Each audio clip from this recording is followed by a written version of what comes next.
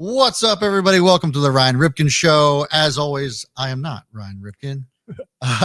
My name's Brad. You guys might know me as the guy behind the cameras. Today, Zach is behind the cameras on the other side. What's up, bro? Doing great. I mean, okay, I shouldn't say he's doing great after what we, had to watch yesterday. But first, for what we saw, feeling pretty good. Yeah, the football gods actually did us a little bit of a favor yesterday. Only because the Chiefs actually lost. Yeah. If the Ravens lost and then the Chiefs also won, it would have been like an unbearable day. Mm-hmm. But at least with the Bills coming in and taking care of business in Buffalo, it softened the blow a little bit. Yeah. The only thing that I hated about the Buffalo win, and we're going to get into this in a little bit, is the narratives that came from it. I knew the second, especially that final play with Josh Allen, the hero ball touchdown, I knew what the narratives were going to be. And so we'll get into that. But, man, it was a lot of shenanigans yesterday in the Ravens game. With a lot of shenanigans, we're going to get into all of that. So if you guys are just tuning in the show, welcome. Hit that like and subscribe button. If you haven't been here before, obviously I don't look like a Ripken. I have a lot more hair, and I'm a little bit better looking, if I might add. But I will. So today's show, obviously, we're going to do a lot of reactions to the Ravens-Steelers game. Nick Moore will be joining us, long snapper for the Ravens at 4:00. He's going to break down not only what happened with Justin Tucker and company, which, I mean, just kind of mind-blowing stuff that you're not used to seeing. But we were just exposed to Justin Tucker actually being human. And I think that's the kind of the conversation that I want to lead off with as far as that's concerned, because in the same day that Justin Tucker missed 2 field goals, another elite kicker missed 2 field goals in last night's game in Los Angeles. And then there was a blocked field goal that we'll have Nick break down again this afternoon, which I can't wait for, because the long snapper in that Bills-Packers game got absolutely destroyed. So I'm really anxious to see what Nick's take is on that, and we're going to break all that down as well. A couple of other things too. Is Josh Allen now the front runner for the MVP after Lamar Jackson has had a historic, not only by his own merit, but an NFL type of historic season?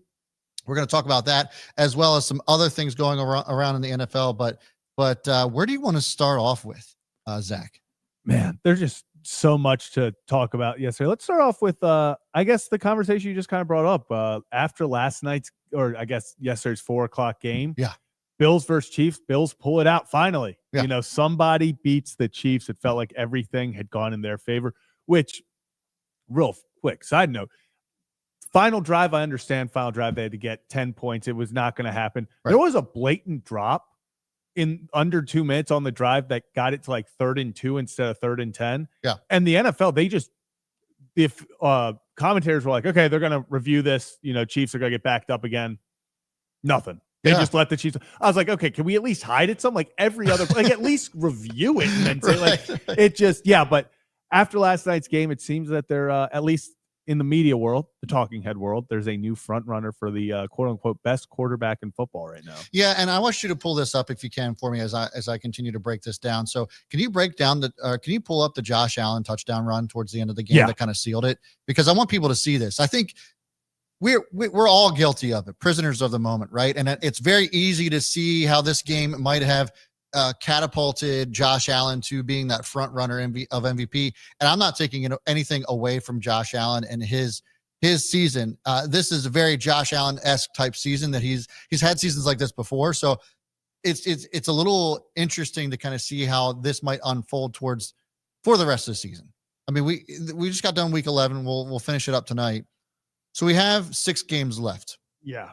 Is there going to be enough in these 6 games to really identify a clear winner for MVP? And it may be, I don't know. We look at Josh Allen's stats so far. He's got 2,500 passing yards, which I think leads the league, if I'm not mistaken.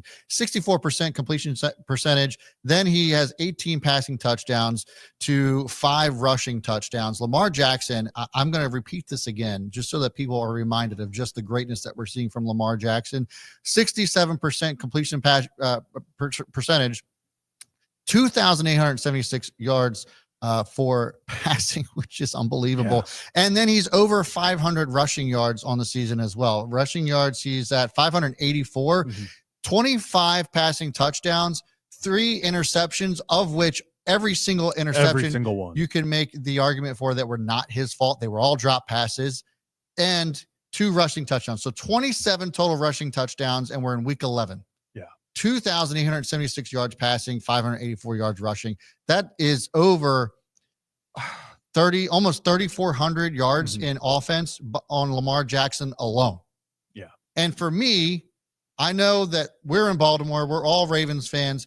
But when we just break down the stats, and obviously the records matter, now that the Ravens have 4 losses on the season to the Bills, 2. But need I remind you that Lamar Jackson absolutely torched the Bills already this season. Yeah. So it's going to be close. It's a 2-man race. It's very clear that it is. But man, I still have to say, I still feel in my gut that Lamar Jackson has to be the leader here, even though Vegas says otherwise. Yeah, and it's one of those situations where MVP, best quarterback in the league, it's a what have you done for me lately? What's the most recent? We're victims of the moment in all these conversations because people forget 2.5 weeks ago, the runaway unanimous MVP, hey, he's got to be your top guy, was Jared Goff. Right. You know, like we were sitting here having to be like, why is Jared Goff? If we want to talk about who's had the best season overall, if you look at the statistics, you look at what they've done, it's Lamar Jackson. Yeah. It's Lamar Jackson. The stats prove it. Every single stat, Lamar is ahead. I understand though where people are coming from because if the voting happened right now, Josh Allen would win MVP because of that win yesterday. Yeah. Does that mean that he was far and beyond better than Lamar Jackson this year? No, but it feels kind of similar to last year. Lamar was, I think it was like plus 500 MVP odds going into the back-to-back games against San Francisco and Miami. Yeah. He puts on, if you look at the statistics, Josh Allen had better stats last year, but Lamar was the most important player and he won those big games. I don't know when this kind of went from the best season to like winning the biggest moments, but it kind of feels like right now, and it has been, is, hey, who gets talked about the most? And because of this win against Kansas City, it's hard to argue. And it's what's wild is I've seen Bills fans be like, well, Josh proving that he can beat Mahomes and Lamar can't. And I'm like, okay, then Lamar beat Allen. So where's the transitive property here? It's going to be interesting. The final few weeks, it is going to decide kind of what happens and who wins it. It's a 2-man race, and you can't say otherwise. Well, and there was a specific play last night that kind of really, I think, changed the hearts of a lot of people, and it was that final touchdown rush. Did you end up finding that? Yeah. I put it up there. If you can pull that up as I'm talking about it, but like that to me was a big boy run. I mean, Josh Allen absolutely just bouldered himself through, 3-4 defenders, broke about 3 or 4 tackles. And to me, like that was just an absolute, look, he's at the 37-yard line, then just goes off, then just plows, miss this tackle, and just carry guys into the end zone with him. And at that moment, you were kind of like, okay, this looks like an MVP. And I'm not even going to take that away from Josh Allen because I do think that was one of the most incredible plays. And if he does win MVP, we're going to look back at that play and be like, that was a turning point. That was a turning point. That was when he cemented himself as the MVP. But that's if the season ended today. Next week, the Ravens go on the road to LA to play in the Harbaugh Bowl. Yeah. And that's going to be a big game. If the Ravens go into LA and take care of business against Jim, then we're going to have another different conversation about who MVP is. And I think it's going to swing back to Lamar's favor, but obviously it remains to be seen. But man, the Bills came out to play yesterday. The Chiefs, I think they've been exposed. It's just now that the Bills finally exploited it and were able to execute on some of their weaknesses. They're just finally able to finish it. The defense actually looked disconnected yesterday for the Chiefs. Did not look like the normal Chiefs defense. And with the offense continuing to just not play well, then if you're somehow able to take care of the defense on the Chiefs, then should be easy to beat them just because their offense is playing so badly. We look at Patrick Mahomes just having absolutely horrible year. By his standards, No, not even just by his standards. I think the touchdown by NFL standards. If you told me that your starting quarterback had 15 touchdowns to 11 interceptions, are you keeping him as a starter? Yeah, well, that's what I'm Take saying. away I the think fact that it's Patrick Mahomes. Yeah, that's where it's going to be. It's the fact that if Patrick Mahomes was doing this and I'll even say if they were 7-4, let's just replace it. Let's not even say that they have a bad season. Let's just replace their record with the Ravens record. If Patrick Mahomes was doing that, we're already seeing people talk about Lamar Jackson after one game is like, hey, screwed it in big moments. Patrick Mahomes, like you said, he's not having the statistical year. He has 15 touchdowns or only 15 touchdowns to 11 interceptions. Yeah, if they were sitting there at 7-4, I think there would be a lot more conversation of what the hell has happened to Patrick Mahomes. But winning cures everything. So they found ways. They, like you said, the defense is how they won usually. Defense and on the ground. Yep. Yesterday, the Bills stifled that, especially kind of made their defense look mediocre. So it's going to be interesting to see what happens with the Chiefs, because if they look like they did yesterday, and Mahomes is playing like he has been this whole year, not even let's take a small sample size. This whole year, hasn't necessarily looked like Patrick Mahomes the whole time. Yep. They're in trouble to potentially be out in the first two rounds. So I tweeted this out. You can go find it on Twitter at Own the Chaos. I said last week when they won the game by a blocked field goal that the Chiefs were the most fraudulent 9-0 team I've ever seen. And I think we're going to see that. I agree with you. To me, the Chiefs are a one and done team in the playoffs. I just don't know how they go. I mean, obviously they always find ways to win, and you can never rule them out. We've seen Patriots teams like this where they're just like, there's no way they're going to make it deep in the playoffs and they go win a Super Bowl. I'm not ruling them out to win another Super Bowl. It's the Chiefs. But if they're one and done, it's not going to be a surprise to me. Yeah, I think that's the biggest thing. Do I think that this Chiefs team is like, or am I sitting there going, well, this team, they're not going to do anything? They very well could just, Mahomes turns into Mahomes again. And they go off and easily win the championship, three-peat, all that. But like you said, if we sit there and first, wild card or divisional round, because I'm sure they'll get the bye. Yeah. They lose a heartbreaker to someone like the Ravens, like Bills, whoever it may be, Steelers. Yeah. You wouldn't be shocked at all. They're just not playing like an elite team right now. And I know that they know that. Patrick Mahomes has come out and said a lot about that. But man, just congrats to the Bills. Congrats to the Bills. It was a good game. They needed that bad. All right. So moving on. Obviously, you guys who are tuning in, first of all, we got, how many people we got in here? We doing well so far? Yeah, 49? like 50, yeah. All right. Okay. All right. People are rolling in. So as you're rolling in, you probably saw that we're going to be reacting to Ravens Steelers. And I think that that's probably a good segue for this. So Ravens Steelers, this talk has been brought to you by Hollywood Casino in Charlestown Races in West Virginia. And so look, Hollywood Casino is now finally partnered with ESPN Bet as the official sports book. We can't be more excited for them. So I don't know what any promos or anything like that. Ryan did not prep me for that, or maybe I just forgot. Yeah. Both could be very likely. But nevertheless, shout out to Hollywood Casino in Charlestown Races. If you guys are having a gambling problem, please call 1-800-GAMBLER, because we can't be having that. Do not bet your life savings on anything. Bet responsibly. Yeah. Please do that. Okay, so Ravens. Weird shit happens in Pittsburgh. It's just so much tomfoolery. What in the actual fuck? Good.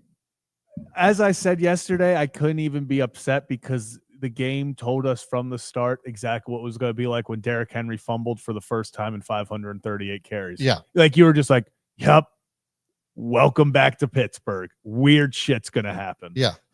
Yeah, and of course, Patrick Queen ends up absolutely bawling. Like, good for you, bro. I don't know.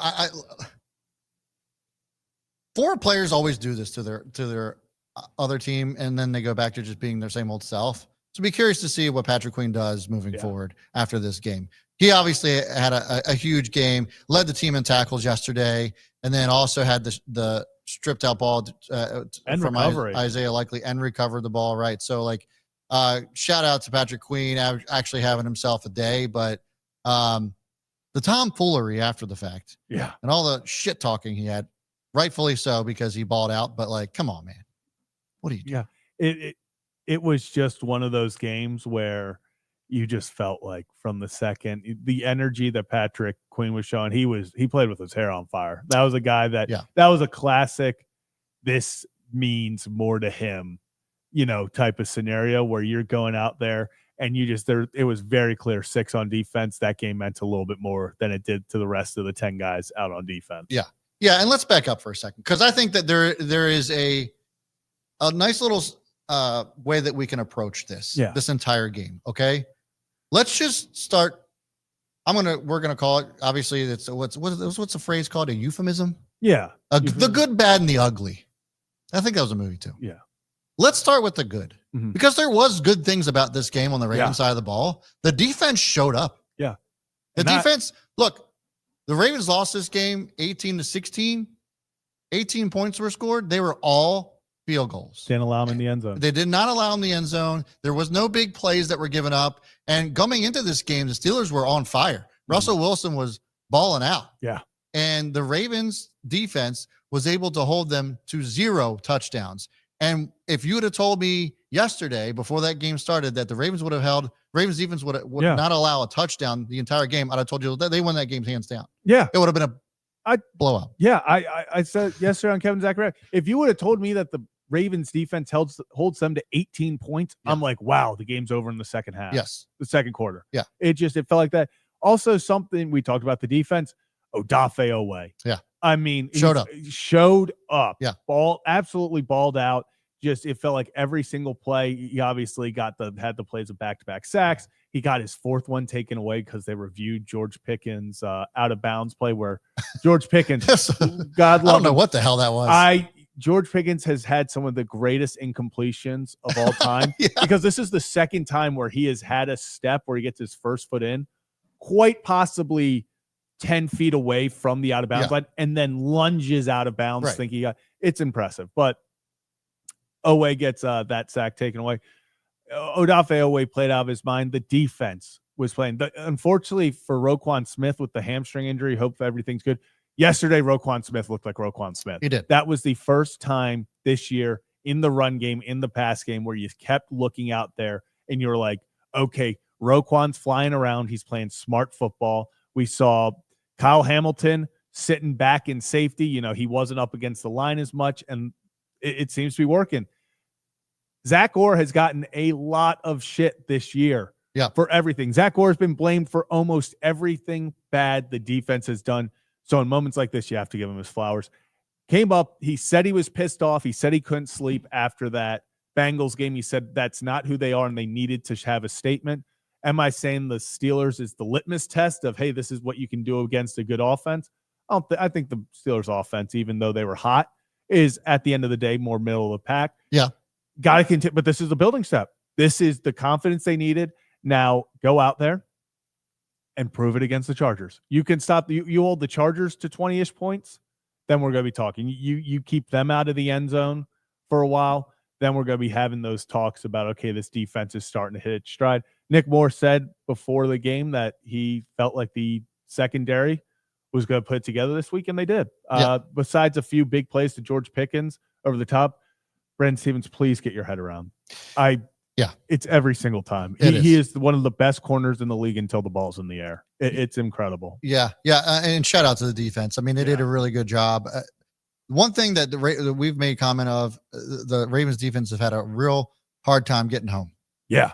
And they were all over Russell Wilson yesterday. So that was really good to see. We'll see if that carries over to next week on Monday Night Football in LA. We got to get Sean Merriman back on the show on Thursday. We got to make it happen. What a big game that's going to be next week. So I'm super pumped for that. Now, we went through the good. Should we get into the bad? Yeah, because there was a lot more of that than the good. There is a worse layer to this, and that is the ugly. Yeah. But let's start off with some of the bad stuff. Second play of the game. Yeah. Derrick Henry fumbles the ball. That was bad. I don't think that that's ugly. It was bad because early enough in the game that you can kind of recover from that.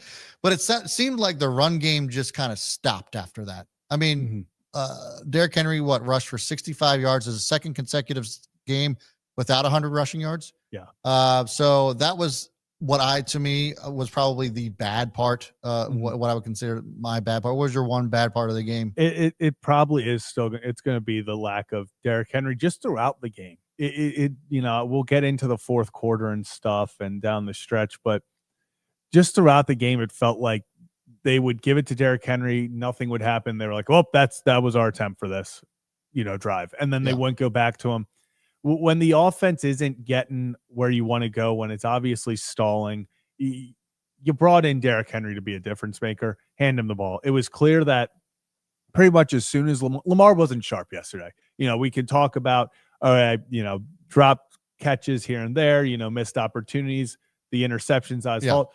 Lamar was not as accurate yesterday. He missed some open guys. So when you're not having Lamar at his best, lean on Derrick Henry. Say, okay, we're going to make this. This is a clear AFC North battle where it's going to be low scoring. You don't have to get it all in one play.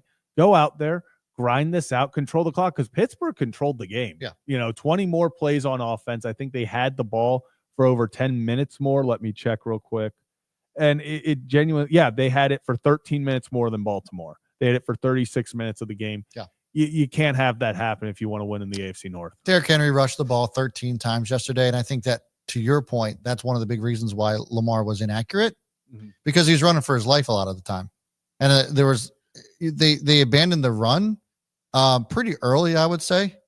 After the first half, it was just kind of like there was this feeling of some sort of sense of urgency. Even though the game was close, it felt like Todd Monken's offense was playing as if they were down by 30. And I don't really understand that. And we have seen this before.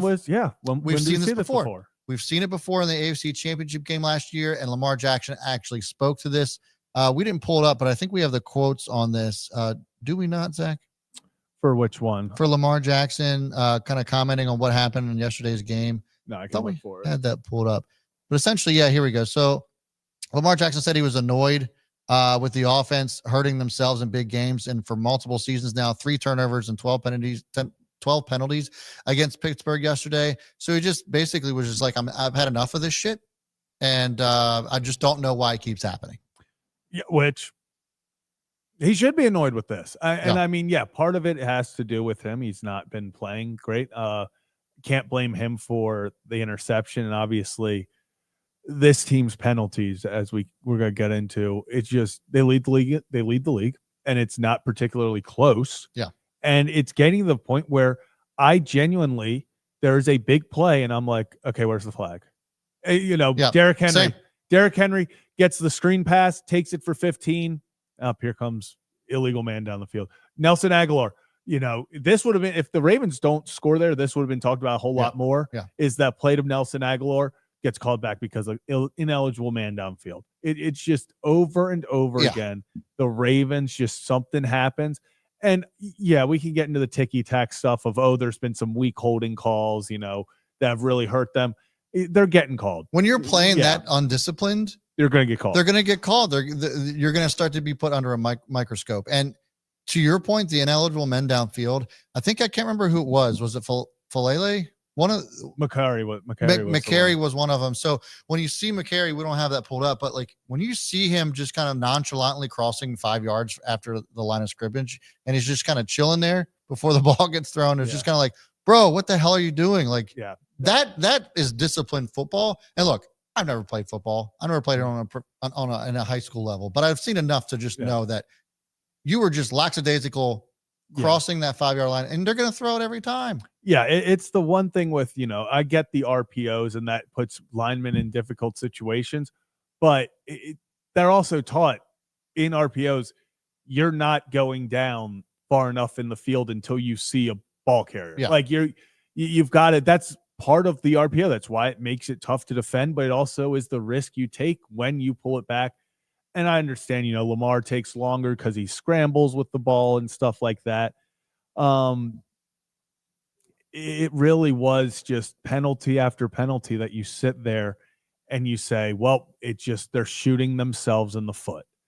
Over and over again, because when the offense is stalling like it was yesterday, the last thing you can do is when you get a big play is immediately then have to turn around and back up 10 yards. Because that's how you're shooting yourself in the foot when you're already not firing on all cylinders. We've seen this year where the Ravens have games where they have 8-9 penalties, but because the offense was humming, because of all this stuff, no one really talked about it as much. It was just, okay, they got a big play taken back 10 yards because of holding. Right. Next play was a big play anyway, so no one talks about it. This has been undisciplined all year. Even in the wins. Yeah, it has been. And actually, John Harbaugh spoke on this. We don't have it. Oh, we do have it. John Harbaugh spoke on this, and he said that the buck stops with him as far as penalties are concerned. Yeah. Before I play this clip, I just want to let everybody know that the Baltimore Ravens have 92 penalties in 11 weeks for 763 yards. 763 penalty yards. The next closest one is Tennessee with 82, and that's because they got 13 penalties yesterday. So it wasn't even close. The gap between what the Ravens were doing as far as undisciplined football versus everybody else was kind of crazy. Now, I say that tongue in cheek because the Chiefs won their first Super Bowl, leading the league in penalties. So this isn't the end all be all, but it certainly doesn't help you, especially when you constantly find yourself beating yourself. So, it is what it is. But as I'd mentioned, John Harbaugh just went on a press conference today and said the buck stops with him. Take a look. It's everything. I mean, the buck stops here. Harry Truman, right?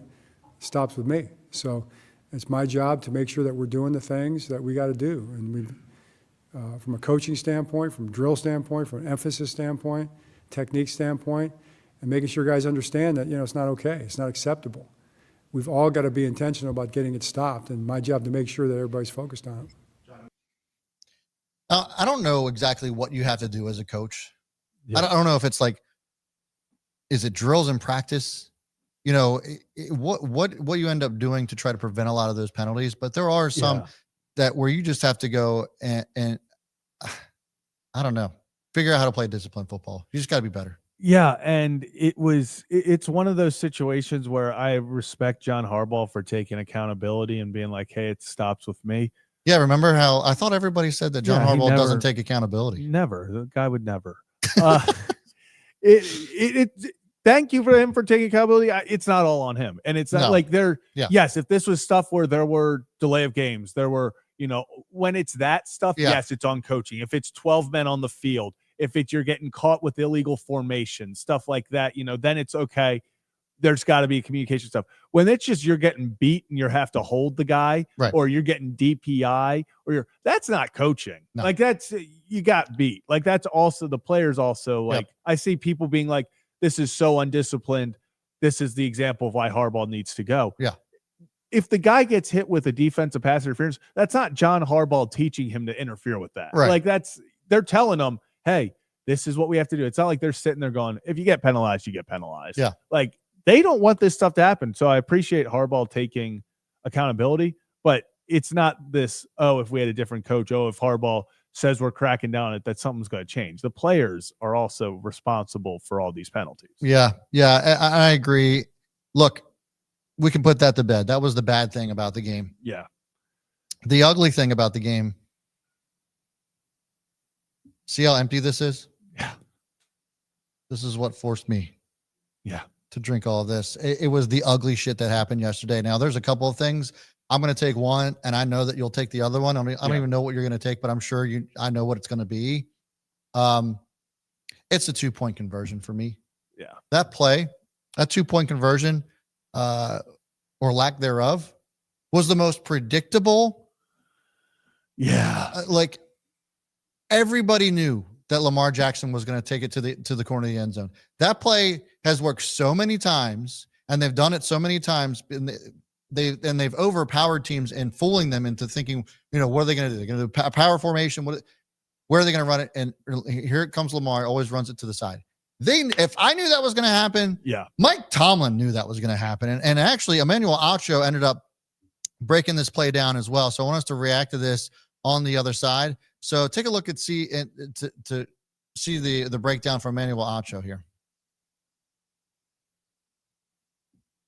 2-point conversion play was over before it started. Number one, watch Nelson Aguilar and Likely trying to figure out who's going to line up where. Likely's like, hey, bro, I'm on the line of scrimmage. Aguilar's like, hey, chill. Likely slaps his hand off of him.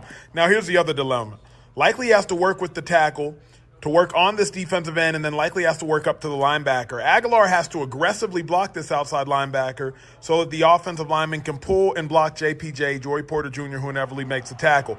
Now, Lamar, he's snapping it while Likely's still messing with his mouthpiece. First, let's take a look at Likely.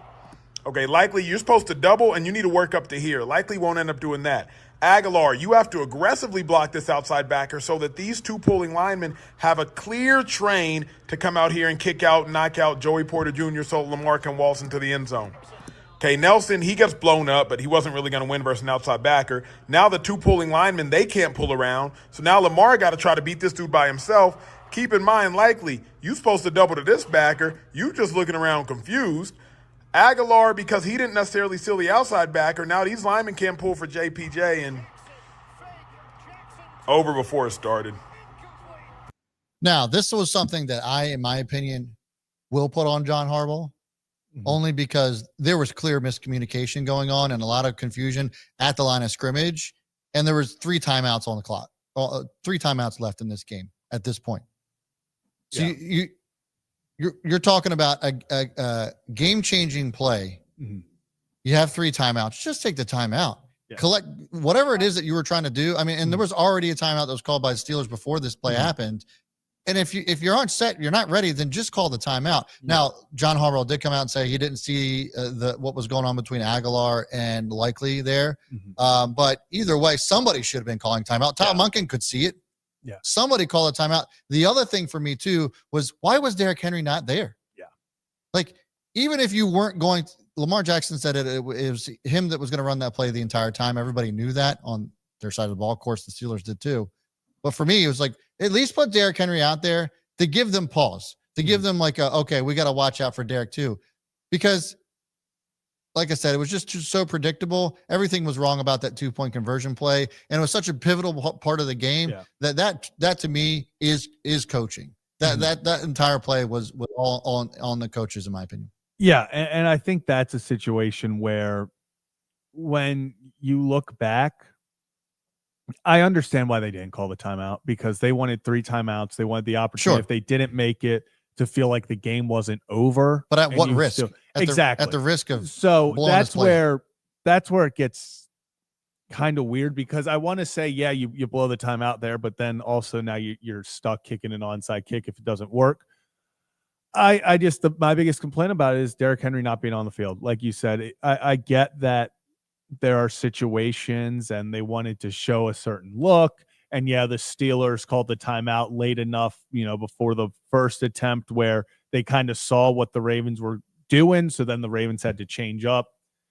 It just felt like one of those scenarios where even if you were hell bent on, we are not giving the ball to Derrick Henry. Yeah. Don't let the other team know that, because just Derrick Henry being on the field. Yeah. You have to have 2 to 3 guys who are keyed in on, we have to stop Derrick Henry, because when Justice Hill and Lamar Jackson are on the field together, something's going to the outsides. It's what pylon are we racing to now? Yeah. That's the question. If Derrick Henry's simply in there, those D linemen, those linebackers, they creep a little bit more towards the center. They're getting a little bit more towards the line, because they're like, we need every centimeter we can get to be the difference between a good conversion and a bad conversion. With Justice Hill and them out there, you knew the ball was going somewhere to the pylon. You knew 90% chance Lamar was keeping it. Yeah.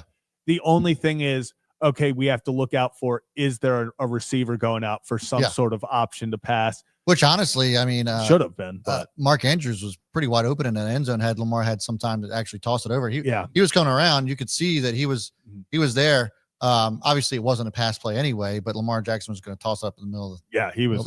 Lamar was desperation. Lamar was ready to throw it, even though it wasn't a pass play. He just said, "Screw it." Yeah, but look, that was my ugly part of the game. What was yours?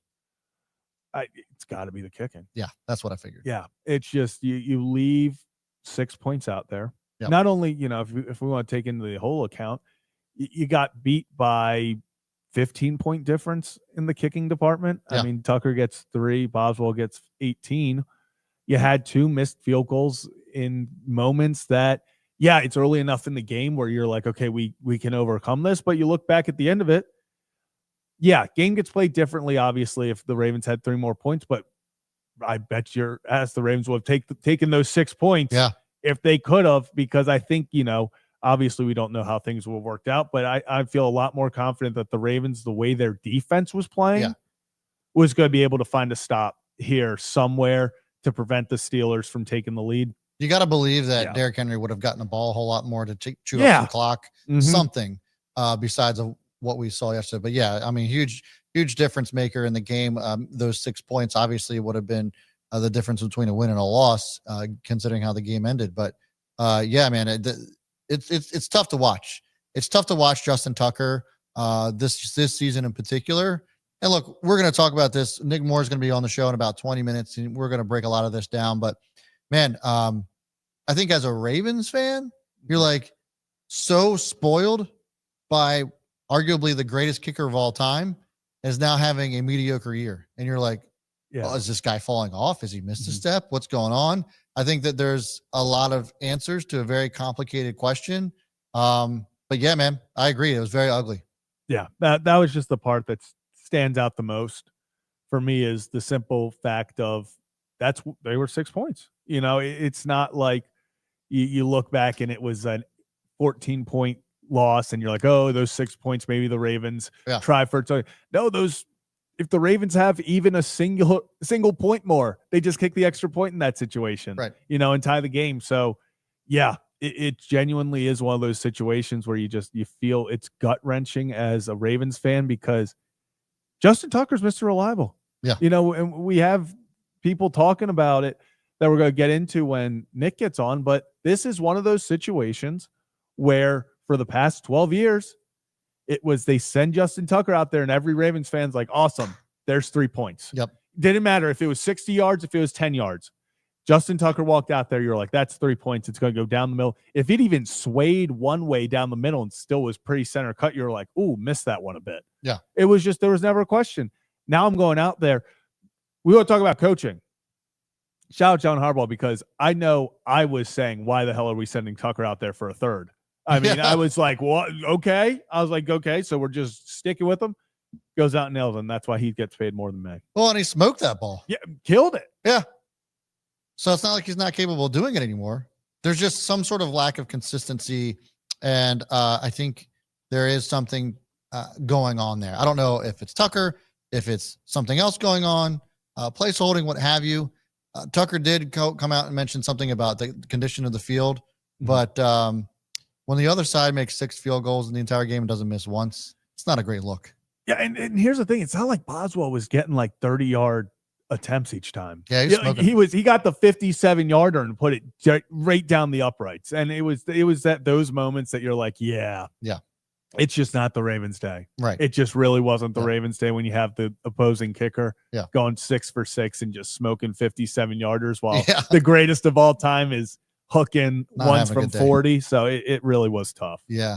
All right. So we're going to continue on with the Ravens chatter. I also had something that I wanted to circle back on with the Derrick Henry conversation, because Rex Ryan did go on Get Up this morning and talking about why Derrick Henry wasn't more part of the game. Teddy Bruschi also weighed in on this. Before we do, we'll get Kevin Ostreicher to also react with us. What's up, Kevin? How you doing, guys? Tough game. Certainly still feeling it, but you move on. You move on.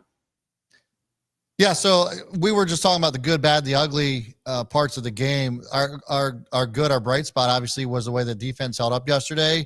We talked on the bad side of it about just like not playing Derrick Henry, and then obviously Derrick Henry fumbling the ball, and there's just a lot of miscues on the offense. That was the bad. I mean, the offense had a bad day. I think that's excusable after being the best offense all season long. Yeah. But the ugly parts of it were the 2-point conversion for us, then the missed field goals for Zach, and then so. There was one particular part of this game that you felt like was the most impactful to you personally. What would that be? Yeah, I mean, I go back to the penalties. I definitely think that's where I would go with this. I mean, Baltimore came into this game, guys, averaging 8 penalties per game. They had 80 on the year through 10 weeks. That was the most in the league. And then they had 12 more to their total. And look, was every penalty actually a penalty? No, but a lot of them actually were. You had false starts, holding penalties. This is not a game. Downfield, we talked about that earlier in the show. Just like they just casually walked 5 yards down the field without even thinking about it. Yeah. It's just like, bro, what are you doing? Yeah, and on those plays, it can be so tough because usually when that happens, it's on a screenplay, and Lamar was holding the ball for like a tick too long. And so you're programmed as a lineman to go out there and go down the field, the block out in space, assuming the ball's already out. So when Lamar holds that ball and you're already programmed, right, I'm going. Yeah, And but then, it wasn't even that. It was just like there was a casual stroll down the oh field. yeah, on that last one, McCary I think got like tripped up and he like fell and like that whole thing was crazy. But you have 12 penalties in the game, and what John Harbaugh said after was, yeah, we got in a lot of second and long situations. Why was that? Was because Baltimore would pick up 8 yards on first down. Oh nope, it's coming back 10 yards, 5 yards, and you put yourself in tough situations. And I think that just it kills momentum on drives. And we saw. Despite everything the defense did, I still can't get over how they lost because Steelers don't score a touchdown. You guys talked about the field goals with Boswell and everything. My thing is you limit them to a kick on every possession, a punt or a field goal. You win the game with this Ravens offense. And 100%. Here we are talking about the same old Steelers with the Ravens and how they can't win in Pittsburgh. 763 yards, penalty yards this year for the Ravens. Unreal. Absolutely insane. I will say this. So another part that we talked about, Kevin, was the lack of use of Derrick Henry and how we felt like this was all too familiar to the AFC Championship game. And it seems so weird how Derrick Henry only had 13 rushes this game when it was a 2-point game at the end of the day. And in fact, on Get Up this morning, on ESPN's Get Up, Rex Ryan and Teddy Bruschi both talked about this as well. And I wanted to give us an opportunity to react to this as well. Let me pull up that video. Maybe there it is. Here we go. Henry doesn't usually get started till the fourth quarter. Well, yesterday he never got started in the fourth quarter. He had 0 touches in the fourth quarter. This guy's brilliant. Of a one-possession game. This coordinator is brilliant. Todd Monken. Excuse me? Todd Monken's brilliant. You said what now? Yeah, he had no touches in the fourth quarter. I mean, it's just you can't make this crap up. Like in being a Raven for 10 years, man. Like I wore all my purple and all that stuff because I knew it was the matchup. Like, by gosh, we're going to get this thing finally, and because this team's flat out on you. The most physical team wins. But you know what? Who else does? The smartest damn coach. That's right. All right, so give me a break, man. This is the Ravens had 12 penalties. 12 penalties. All right, in this kind of thing, which is a hell of a lot. And then, so it doesn't show a whole hell of a lot of discipline. Still have a chance to win. Your best player, all right, your best player. Hey, you know what? If you ain't going to use him, send him to Dallas. Send him to Dallas where he should have been. Send him to this place, this place, this place. This is a first ballot Hall of Fame running back and the most physical guy. If you've got the most physical guy, I want to play against, this team's really physical. Yeah. I'm going to put my physical guy against you and let's see who wins. Right. And they stop. How the hell? I always said this, Greeny. Yeah. There's one coordinator in the league that can stop the Baltimore Ravens, and that's their offensive coordinator, Todd Monken. I've seen him do it. I've seen him do it. And this is something that we've also seen as well. So, I mean, I love Rex Ryan, man. I would love to talk with that. Just talk ball with that guy for one day. All the knowledge that guy has is unbelievable. Incredible. So, to Rex Ryan's point, right? I mean, Todd Monken is an amazing mind. Mm-hmm. The Ravens offense wouldn't be where it is right now had it not been for Todd Monken. But it's definitely in these situations where it's just like all of a sudden shit's hitting the fan and things aren't going the way that you had planned it on going. And then like Monken goes off script with a lot of stuff. Mm-hmm. 13 rushes and a second week in a row without 100 yards rushing from Derrick Henry just seems kind of blasphemous this season. Yeah, and we kind of talked about this earlier. It does feel very reminiscent to the kind of AFC Championship game vibes of it. Even though it's a one possession game, a one score game, the Ravens felt like they were treating it like it was they were down by 30. Yeah, it felt like they thought they had to get it back on one play every time. Now the fourth quarter stats actually shout out Jack Selman for putting this on Twitter, but he talked about, I think it's a little skewed because the Ravens had 2 possessions, 2 drives in the fourth quarter. The one was 2 plays in Justice Hill, the whole catch, interception, debacle thing there. And then they had the 10-play touchdown drive. I completely agree. I think Derrick Henry has to be out there for the 2-point conversion. but there wasn't necessarily anything in the fourth quarter that made me think, okay, they're just not using Derrick Henry. I thought if that first drive continued, they were going to use him. They were going to try to. Then by the time they got to the second drive, they were fighting against the clock. They were just full on let Lamar go out there and try to win it, try to use his legs, try to use his arm to go win it. Yeah. Kevin, so kind of from your perspective, I think it's a little, the no fourth quarter usage, even though I did get the screen pass that was called back. I think it's kind of not, useless, but I think there's things that point to it. If we want to point whole game, he should have been used the whole game differently. It should have gotten to the point where he had only had 13 carries going into the fourth. He should have had already 17, 18 at that point. But once it got into the fourth quarter, I think after that Hill interception, I keep saying the Hill interception because I'm not blaming Lamar for that. After that nice interception by the Steelers, it really felt like their hand was pushed.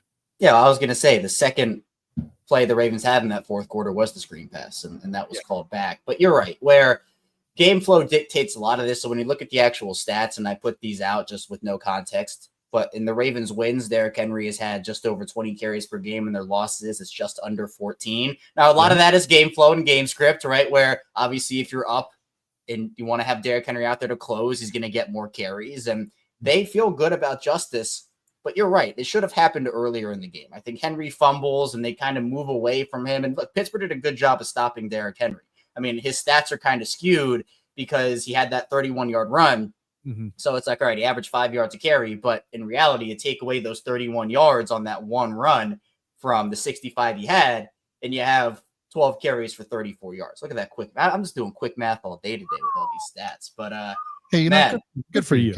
You see, I'm on it. I'm on it today. Good job. But I think to me, I've agreed with what both of you have said about Henry on the 2-point play. I know you guys talked about that a bit before I came on, but it's the gravity. We use that word all the time, where we literally saw a play in this game. I mean, we talked about it for Cleveland, but we saw a play in this game. It was a fake to Derrick Henry, and Lamar took the ball and ran with it. Half the Steelers defense went with Derrick Henry. Yeah. Doesn't matter if he wasn't getting the ball. You could have lined him up out wide on the right, and I would have said, okay, at least he's on the field, and you have to worry about him. It's no shade to Justice Hill, no shade to anybody else that was out there on the field for that play. But Derrick Henry has a different gravity than everybody else does. And more often than not, the Ravens try to get too cute in those situations and big-time moments, and more often than not, it backfires on them. Yeah, and we could spend all day on this. But there's been a lot of things, a lot of other stuff that went on around in the NFL, Kevin. We're going to be talking actually later on with Nick Moore in about 10 minutes about his reaction to the Bears-Packers game, about how that long snapper from the Bears got absolutely demolished. And there's a lot of controversy surrounding around that. But there was one other thing that happened in the NFL yesterday, Kevin. The bright spot for us Ravens fans, at least any fans that are fans of teams in the AFC, and that was that the Chiefs lost in Baltimore. But prisoners of the moment overreaction Monday has got Rex Ryan and Woody also reacting to who should be MVP right now. And Josh Allen seems to be that guy. Take a look. Our building this morning, the first thing you said. Josh Allen's the best quarterback in the league. Josh Allen, the best quarterback in the league. Yeah, I know when I said that this morning, you were like, well, what about Lamar? What about Lamar Jackson? What about the Josh Allen's the best. Patrick Mahomes. Josh Allen is the best quarterback in the National Football League. Right now, he's the best quarterback. He can beat you. You know how you talk about styles make fun. He can play whatever way you want to play. If you need him to air it out and throw it all over the yard, Josh Allen can do that. If you want him rumbling and tumbling all over the field, guess what? He can do that. And you know the thing that he's doing, probably the best he's done all his whole career, is taking care of the football. He is. He's taking care of the football.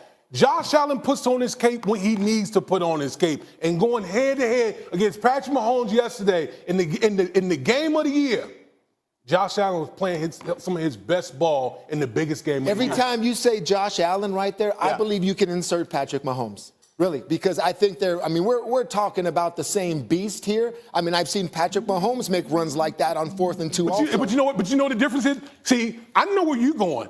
You're going to Well, let's fast forward. Let's wait till we get when the games really matter in the postseason. I think that's the only thing left for Josh Allen in this situation is the playoffs, because we know that bad man on 15 has something to say during that moment. But right now, Josh Allen's the best quarterback in the National Football League. And see, I always said this. I always say the best player. And why do I say player over quarterback? Because he's more than just a quarterback. All right? This guy, let me tell you about him as a ball carrier. All right? 44% of the times that he carries the football, he runs for first downs. There's no ball carrier in the history of the National Football League that can say that. Only Josh Allen. This is absolute everything that Woody said about Josh Allen. Lamar Jackson has done better this season. Yeah. Completion percentage, rushing touchdowns, rushing yards, passing yards. Yeah. All of it. Lamar Jackson has done better than Josh Allen. And look, this isn't to take anything from away from Josh Allen. He's had an incredible season too. And that final touchdown run that Josh Allen made from the 37-yard line, barreling through the entire defense of the Kansas City Chiefs and breaking 3 tackles to just blow up 2 other guys to get in the end zone was absolutely incredible. And Zach and I talked about this at the beginning of the show, that could be the defining moment for Josh Allen this season if he does win MVP. But statistically, everything that Woody just said, Lamar Jackson has done better this season. Yeah, and before Kevin, we're going to give you the reins. I know you got some things to say about this. Yeah. Listen, I'll give it to him. They're right. He is the best quarterback, best player in the league because it's week to week as of 7:00 yesterday. Yeah. And we will have a new best player in the world, best player in the league as of 8 p.m. next Monday. That's just how it works. That's how it works in this league. Funny enough, we're talking about the best player in the NFL right now. That wasn't even the best player Joe Burrow and Justin Herbert played better than Josh Allen did last night. Yeah. If Burrow comes back and wins that game for the Bengals, we're sitting here. Joe Burrow's a top 3 MVP candidate. Yeah. He's the best player in the world, and it's just his team laying him down. Josh Allen also, real fast, game of the year, my ass. That was not game of the year. The snooze fest until the final. Yeah, okay, let's take it easy on that one. Kevin, take it away. Floor is yours. Take it away. To say this was expected is the understatement of the year for me. And honestly, full disclosure, guys, this was my first time seeing that clip. So you're getting kind of like an instant reaction from me, which is why I'm going to be maybe a little more spirited than if I had seen it before. Here's my problem with the clip. It's actually with Rex Ryan. And the reason it's with Rex Ryan is because Rex Ryan goes, well, let me tell you about Josh Allen, the ball carrier. Where was this energy for Lamar? For his entire career, he was being called a running back. He was being told to switch positions. He was being told he can't throw the ball. He was being told this, that, and the other. And Lamar's passing stats are, as you guys have talked about, as good, if not better, than Josh Allen's this season. And over the course of his career, we've seen the evolution. Has Josh Allen been called a running back in a negative connotation once over the course of his career, where Lamar Jackson has had to deal with that for literally since high school days at Louisville and obviously coming into the league? When is it now popular to praise quarterbacks for their running ability and say, oh, let me tell you, this guy's this dual threat guy and he's not just a quarterback. He can do so many different things. Lamar's been doing that his whole career alongside Josh Allen, but only one of them gets the pass. Yeah. And that to me is ridiculous. And I think that comment in itself is the thing that kind of sets me off here, because we've talked about Lamar here in Baltimore as the guy that can do all of that. But then national media waves, even people all over the world have been talking about Lamar as a player that, oh, well, he can't throw and his running ability has been a detriment to him because people only look at him as, oh, well, he's just a running back. He runs the ball. That's all he can do well, this, that, and the other. But when Josh Allen does it, it's cool. And he does cool little air flips in the air and everybody says, oh, that's so cool. But Lamar can't juke a guy out and not be called a running back 15 times. That to me is unreal. Yeah, to me, Josh Allen doesn't look very quarterbacky. No. There you go. I agree. And it is just, it's Kevin, it's like you said, I also think it's just this need for the media to talk about something else. Like they are just waiting to crown Josh Allen. They've been chomping waiting at the bit to do it all ever since he entered the league. Yeah, it's just every year it's, oh, this is the year that Josh Allen can win it. This is the year that Josh Allen can win. Listen, Josh Allen is a top 3 quarterback in football. I don't think that's debatable. Top 4, depending on where you want to put, obviously this year Mahomes isn't playing that well. It's not debatable, but to sit there and just, it's the week to week. Oh, this is the best quarterback in the league. Remember last week before Sunday, we've never seen an MVP race so over before because Lamar was running away with it. And now because of a single bad game and Josh Allen throws for 260 yards and a touchdown and an interception, he's suddenly the best quarterback in the league. Listen, if you want to say that all these guys are a tier above the rest, without a doubt they are. But we're going to sit here and next week, hell, Jared Goff just threw for 400 yards. He does that again, I'm sure they'll put him back in the conversation. MVP, best in the world. It's a week-to-week conversation at ESPN. Stephen A was trying to do that. Stephen A was trying to do that last week with Jared Goff. And just to add more context to Lamar versus Josh Allen, again, it's not the end of the world if Lamar doesn't win the MVP this year, by the way. I think everybody in Baltimore would much rather see him win a Super Bowl MVP as opposed to actual MVP. But Lamar deserves credit for the year he's having. Didn't play great against Pittsburgh, right? Wasn't his best game. I think we can all admit that. But it took him 11 weeks to have a bad week. Literally. The only stat in terms of pass yards, attempts, yards per game, this, that, and the other, the only stat that Josh Allen is better at than Lamar is rushing touchdowns. You look at pass yards, yards per attempt, yards per game, pass touchdowns, interceptions. You talk about quarterback rating, all the rushing stats outside of touchdowns.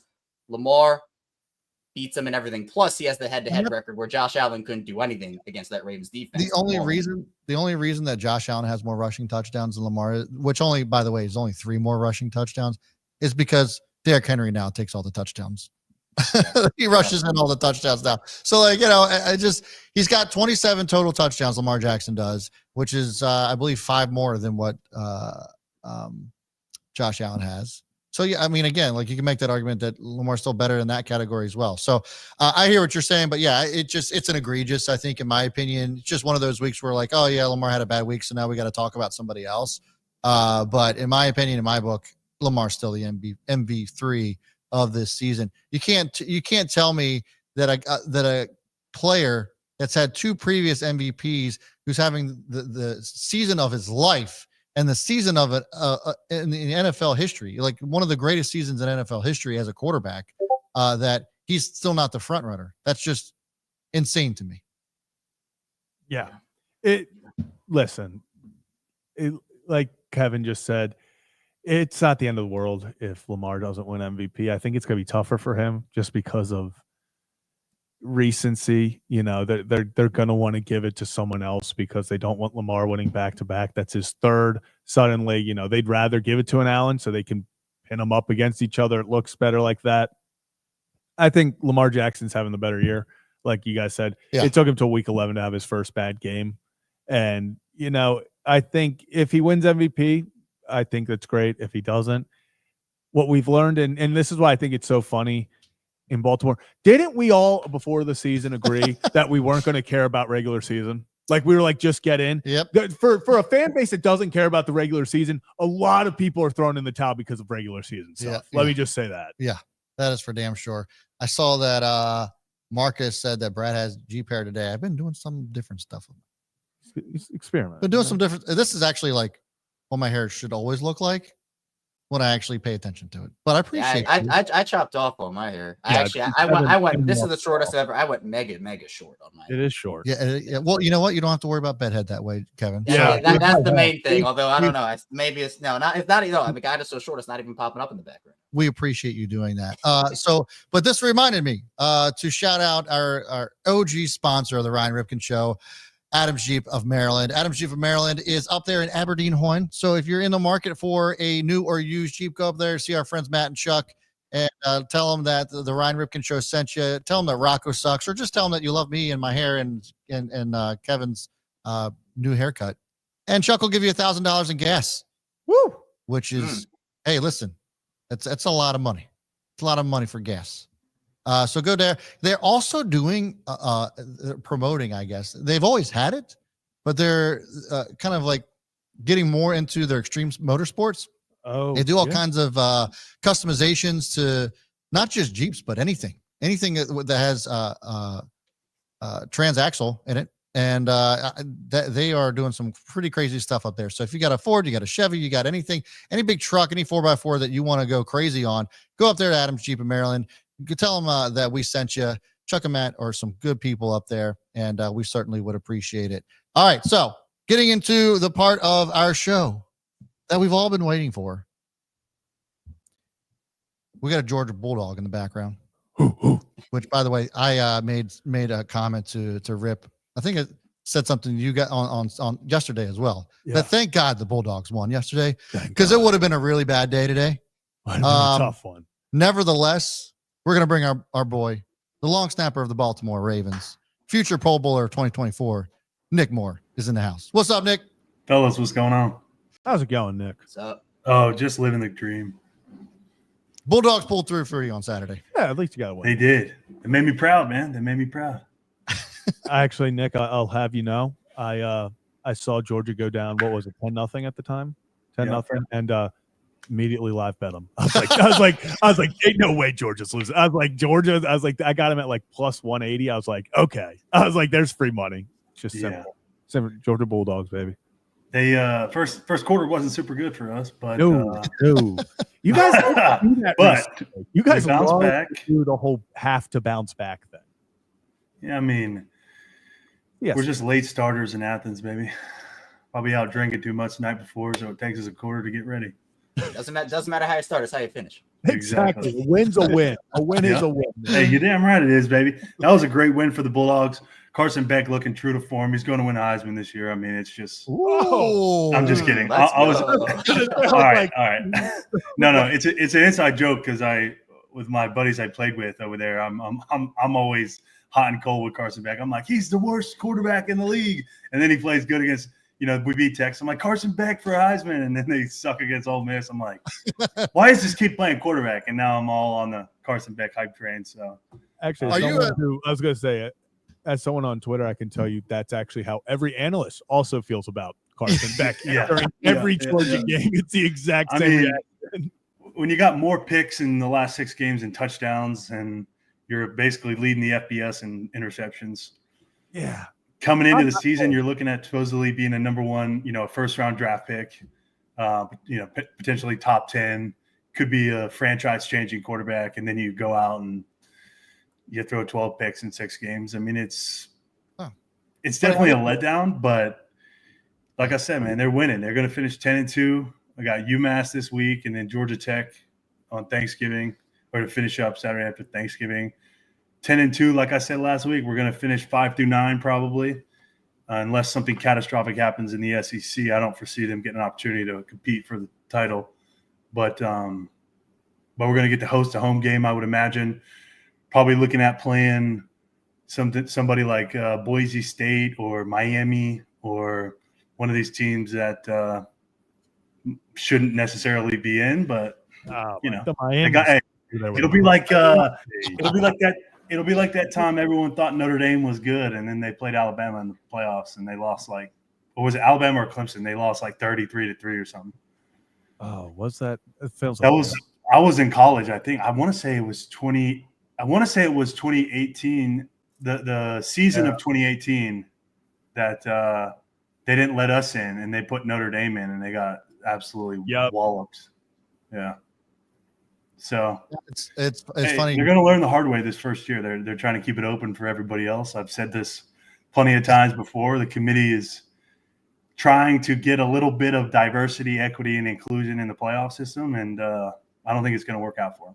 Yeah, lost to Clemson 30-3 that year. Yeah. So, not ideal. Yeah, not ideal. Yeah. I actually thought that as you were talking about Carson Beck's stats, that we were somehow transitioning over to Patrick Mahomes this year, but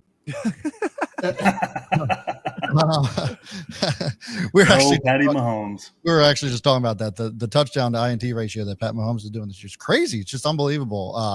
Isn't that what he's known for though? I don't know his stats off the top of my head, but I feel like he's a last high. year it was bad too. Yeah, I know they had that weird stretch there at the end where they lost 5 of their last 6 or something. Yeah, and he was just throwing picks left and right. I feel like that's kind of the MO. I don't know. Maybe I'm speaking out of turn, but I feel like he makes a lot of great plays, similar to Josh Allen. They make all these great plays, but when it doesn't work out, it goes really badly for him. Yeah, it was bad his rookie season, but then he kind of settled it down until the last 2 years, and this year is the highest of his career. It has not been good. Yeah. Well, hey, they're still 9-1, so right. Well, so anyways, Nick, look, we were talking earlier today, Zach and I, about good, bad, and ugly with yesterday's game. Obviously, it was a tough game, but the good thing, we love to kind of shed some light on some good things that happened in yesterday's game. Defense showed up. Defense looked fantastic yesterday, which I was really encouraged by. Obviously, it was a tough loss and just an absolute slugfest, as most Steelers-Ravens games are. But, man, you got to love what you saw from the defense yesterday. Yeah, I think for me, that I had two big takeaways from the game. Defense showing up. You know, they had like I said the other day, I think they had one of the best wide receivers in the game in George Pickens. And, you know, we were able to pretty much contain him the whole game. I mean, he had a couple plays here and there, but nothing catastrophic. Kept him out of the end zone. We lost Roquan there in the third quarter, I believe. And, you know, anytime you lose a player like that, it's always very difficult because he kind of is, you know, he's the green dot for us. He's kind of the heart and soul of our defense. And we had some guys step up, Trenton Simpson, Chris Board, Malik Harrison. These guys stepped up that hadn't necessarily – well, Trent's been playing a lot on defense, but Chris and Malik hadn't played a ton on defense this season. And so for them to come in, step up into that role, and Kyle to take over as a signal caller, you know, that was big for our defense. Keeping them out of the end zone, I think, was huge for us. Confidence boost after what, you know, the last week against Cincinnati. You know, everyone was talking about our pass defense, and I felt like they showed up. They said they were going to fix it, and I feel like they really did. And it was really good to see our guys go out there. And, you know, Russ has been playing pretty well. George Pickens is George Pickens. Najee's been running the ball well. Jalen Warren's been playing well, and Freiermuth. So for us to be able to keep those guys out of the end zone, I think that was huge for us. Yeah, I agree, Zach. Yeah. Actually, Nick, I was and then my other big takeaway from the game was Nick's back. Are you back? Oh, here I am. Oh, are you there? Yeah, we're here. You there? We got your audio. Oh. Yeah, there we go. Oh, wait, is it messed up? It's working. Yeah. You're lagging good on my screen. Well, it's your screen. That's weird because I'm plugged in the internet. I got 12. All right, we're back. Yeah, you're back. Yeah, things just got a lot. Okay. All right, your second takeaway is second takeaway. Second takeaway was punt coverage. Believe it or not, we did a really good job keeping probably one of the better returners in the league to very few yards on 3 opportunities. So, you know, for us, that was a huge takeaway. We've gave up a couple big returns against Denver. I know one of them got called back. We had some minor yardage against Cincinnati, but it was a really good showing by our punt coverage unit. You know, we don't get a lot of praise because we have a lot of non-returnable balls, or we haven't been punting a ton this year. We got a little bit of action in the first half, and I was just very proud of our guys for being able to shut down that returner. I think he had under 10 yards, return yardage, maybe 15. I don't know the exact statistic, but I felt like, you know, we took on that challenge. We had a big task this week, and I felt like we did a really good job. So I was very pleased with that as something that I'm a part of. And now I'm hoping to build on that. Got another big week this week in LA. So it's going to be another challenge for us, but I think we're going to be up to it. Yeah. Nick, you know, obviously we talked going into this week about the emotion and kind of Ravens Steelers, what it meant and, you know, what it means, how it's a different vibe. I'll tell you, watching, I don't know how I'll ask you how you felt on the field, but watching at home, this felt like old-fashioned Ravens Steelers. The chippiness, the guys, what was it like? What was the atmosphere? How was it being on the field? Did it feel like Ravens Steelers? Was it a different atmosphere out there? Yes, I was actually talking to my wife about this this morning. We were going to hand out some turkeys, and we were just kind of recapping the game, and I was just saying, like, that was probably the most electric environment I've ever been in, as far as the crowd was in it the whole game. The stadium was sold out wall to wall. They got that spiral ramp on the side over there behind their bench that was just packed to the brim. I mean, everyone, you couldn't see an open space. and it was loud, boys. Let me just tell you. When they played Renegade in the fourth quarter and we were backed up, which we ended up punting on that drive, it was deafening. And shout out to the Steelers fans, because they showed up and they made that environment tough. And I thought, like you said, Zach, I thought that the game was very old school. It felt like those mid-2000 games with Ray Lewis and Troy Polamalu and Ben Roethlisberger and all those guys. It was, dudes were coming for people's heads, man. They were out to do some damage. And obviously with PQ and Deshaun Elliott on the other side, there was a lot of attention on those two guys. And they both, kudos to them. They both played really well, I thought. And, there was definitely a lot of hatred towards each other. We started from the very first play to the last play. It was aggressive. It was a grind. And if I'm saying that, man, I got Cam Hayward lit my ass up on that second field goal. And I was just kind of like, damn, I've played them a lot, and Cam has never once lined up in the A gap against me. And so that was a new experience for me, but I did my job. He didn't block the field goal, and all that matters.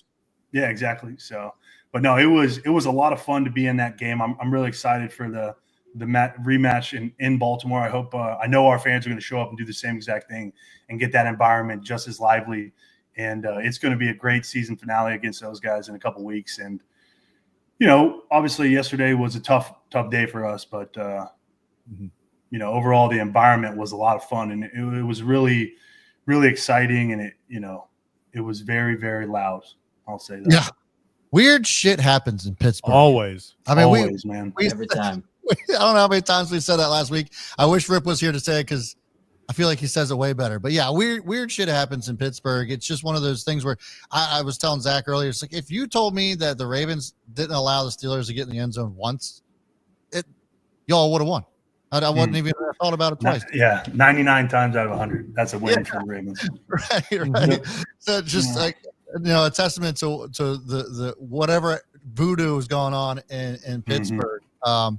But yeah, man. So, we asked you earlier to take a look at some of the plays that ended up happening across the NFL as far as kicks were concerned. I think probably it's the easiest ones to start off with, the ones yesterday during the game. Justin Tucker missed two more field goals, and we talked earlier. It's funny how you get, as somebody who's used to seeing Justin Tucker just be the absolute best of all time, kind of become human a little bit. It's weird as a Ravens fan, because Evan McPherson missed 2 last night and nobody cares. Right. Yeah. It's just one of those things. So wanted you, if you're okay with it, just to kind of walk us through yesterday's missed field goals, just kind of if there was any sort of thing that you could see or attest to kind of what happened yesterday. I just think we're working through some stuff. I think about this game. I think our operation was pretty clean for the most part. I think, I thought Justin made some pretty good swings on the ball. He maybe came across a little bit too much, but also we've seen that trend this year where a lot of guys have missed. I don't know if you guys watched the Thursday night game, but Jake Elliott, he missed 3 kicks wide left.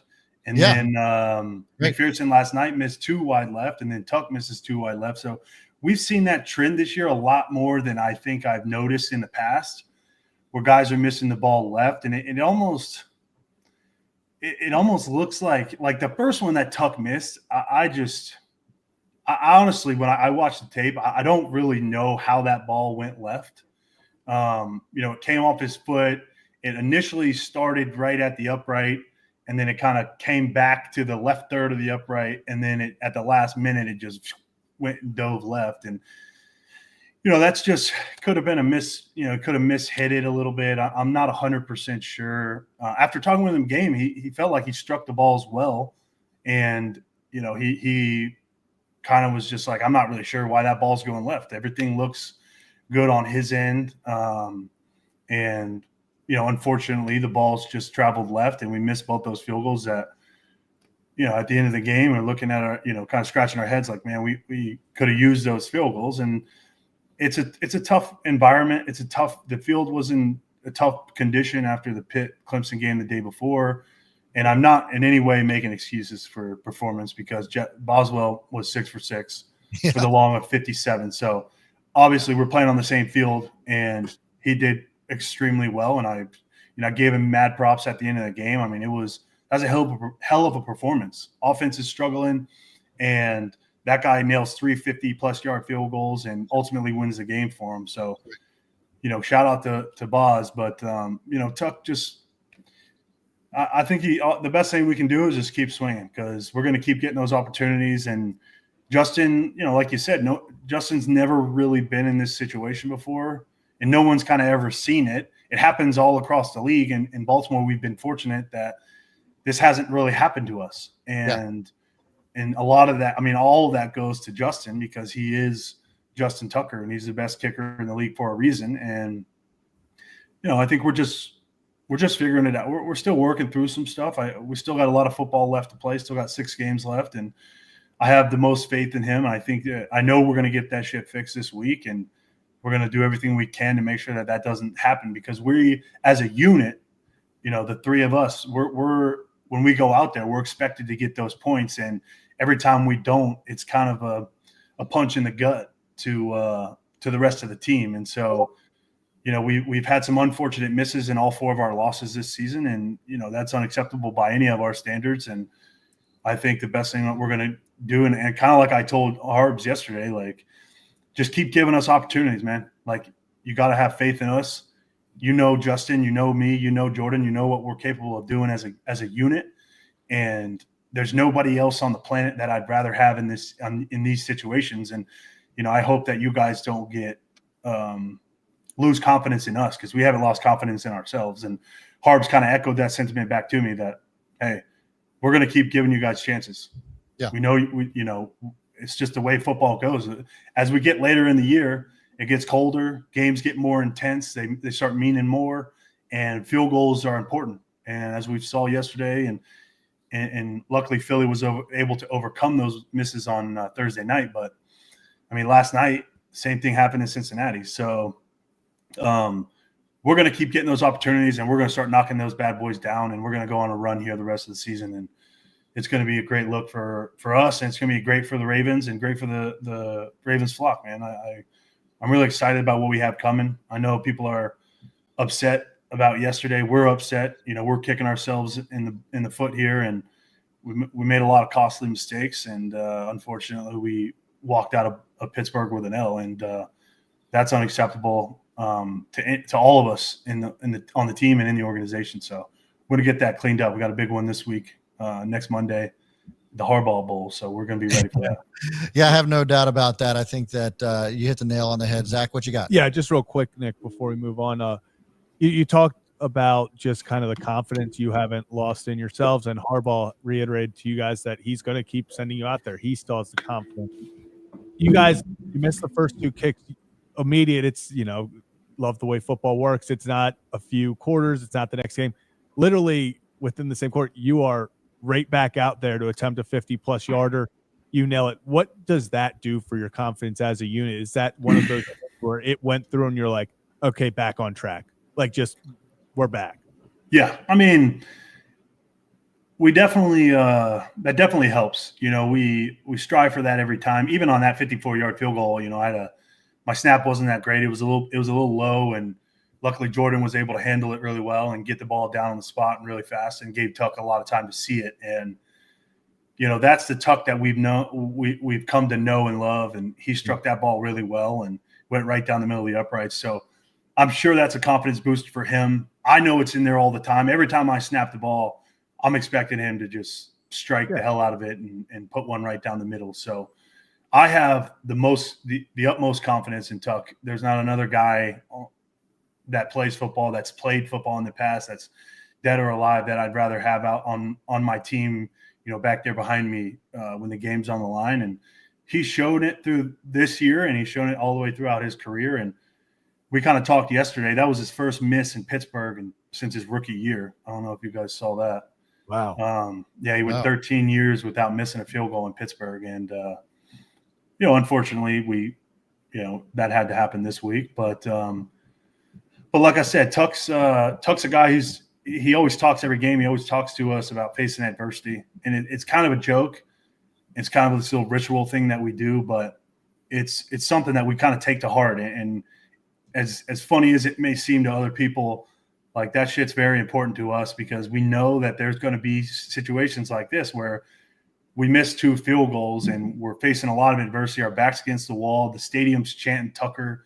Everybody's against us, and we get another opportunity to go out there and to strike down a 54-yard field goal in a big-time situation in the game. And we're down 15-7, I believe is what it was at the time, or maybe 12-7, and then we hit that field goal and we're get within 1 score. So that was huge for us, and I know that it just reminded everybody that, hey, look, shit's going to happen. You're not always going to have your best foot forward, and you're not always going to be able to put the best product out there, and that's just the nature of sports and the nature of being a human being. So for him to have the confidence in that situation, a lot of guys would have gone out there and it would have been 100% a miss. Yeah. And for him to go out there and strike that down with some authority was a statement from him. And I think that's what we can expect to see from Tuck the rest of the season. Yeah, I couldn't agree more. We talked about leading up to this, that this isn't just really a Justin Tucker this year. It feels like it's everywhere. Mm-hmm. And in fact, it was Justin Tucker specifically that they were talking about that kind of brought this up. But Bill Belichick earlier today on Pat McAfee's show was kind of talking about the state of kicking in the NFL and how it started out this year. It looked like nobody could miss. And now it seems like you said, this whole phenomenon of kickers missing left. So we're going to get you to we're going to listen to this and then react to it on the other side. They wanted to thin the uprights. Remember, they didn't want to. Yeah, it was too easy for the kickers at the start of the year. Remember, let's make it impossible to kick. Yeah, long season, man. You got muscles that are operating there. Long season, a lot of reps. Hopefully, some of these guys, and I mean this in the most positive way, are tweaked. Something's tweaked. That's why they're missing. And it's not just they've lost their technique completely. Because like this Tucker stuff, I'm baffled, Coach. Just like you. Whenever I see, because he was dead center, perfect up and down flight pattern, and that thing was flying perfect. He never undercut it, never hit it too fat. He was a perfect ball striker for 12 years, however long it's been. Yeah. And then all of a sudden it just changes. I don't know how that works. The ball didn't move. It always went straight. It didn't move. It didn't have any curve or hook or anything to it. But look, we know it's a very it's a high skill. Yep, and that's right. Just a quarter of an inch changes the way that ball goes, and there you go. Yeah, and I think I read something in once again, might have got fake news, McCocknerd here. Tucker maybe changed kickoff stuff this offseason because maybe he had to make some more stuff. I don't know what it is. I hope he figures it out. Hey, Tuck, come on, Tuck. Come on, baby. Mm-hmm. Something about the surface, too? Or was that a different answer? Full quote, he said it was a part of it. He didn't just say that. Now, Boswell goes 6 for 6 on the same surface, 3 from 50 plus. Yeah. So people are going to obviously exploit that, but Tucker wasn't making it. He was just adding all the things that could. Tough job. And he's a GOAT, and they're talking about. Yeah. McPherson over there in Cincinnati, they're like, this guy needs to get the hell out of town. They just paid him. Yeah. This guy hasn't really missed. It's like, Naughty, you're 4 misses away from your fan base saying, do we like this guy? Do we really like this guy? Sure? Yes, it's just always hilarious with McAfee on there. But look, I think that it speaks volumes with somebody like McAfee and obviously Bill Belichick. I have nothing but good things to say about Tucker and really coming to his defense too. But yeah, I mean, I actually didn't. That's the first time I heard anything about him maybe changing technique on the kickoffs. Was there some truth to that? I mean, obviously with the new kickoff rule, we had to create a new, I don't want to say a new style of kicking, but we definitely had to create some new kicks because if we want to put the ball in play, obviously we can't get it to the end zone. So nobody's bringing it out even a yard deep in the end zone. Everybody's staying in the end zone because you get the ball to 30. So he was trying out a bunch of different things early in the OTAs and training camp and stuff. And he still works on that stuff on occasion, but no, Bill is right. I mean, you're off by a millimeter or two one way or the other on the ball, and on a kick that's 50 plus or 47, it's going to alter the flight of the ball. And, Tuck has always been that straight ball kicker. That's one of the things I've loved about playing with him is that he never plays like a lot of guys will play this like fade or this draw, depending on what they have, similar to a golfer. Yeah. But Tuck always plays a straight ball. And when he picks out his landing or his aiming point, he's accounting for the wind when he hits the ball straight. Like if he says, like for instance, that 56-yarder in Cincinnati, he was aiming right at the left upright because we had a hard left to right wind, and he's banking on the ball going straight and then the wind moving it to the right, not him hitting that fade to get it to go through. And some guys, they do rely on that. So, but Tuck has always been the straight ball guy, and I think I can't speak all the way to his technique. He's the master at that. He knows better than anybody.